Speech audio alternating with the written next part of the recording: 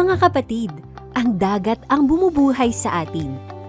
Kaya't hahayaan ba nating mapinsala ito at mawalan tayo ng hanapbuhay at kinabukasan?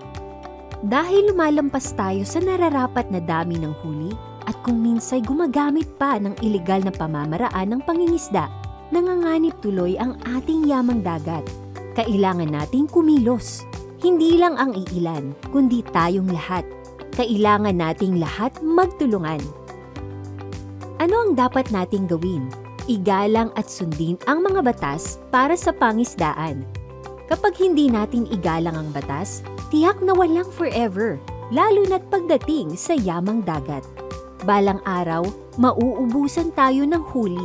Mawawalan tayo ng hanap buhay. Gumamit ng wastong gamit pangisda. Huwag hulihin ang mga isda sa sangtuaryo at alamin ang tamang sukat na pwede na silang hulihin. Ito ang mga patakarang dapat nating sundin para magka-fish forever. Alamin ang kumpletong mga patakaran sa pangingisda sa ating mga LGU. Kung sabay-sabay susunod, sabay-sabay tayong aangat.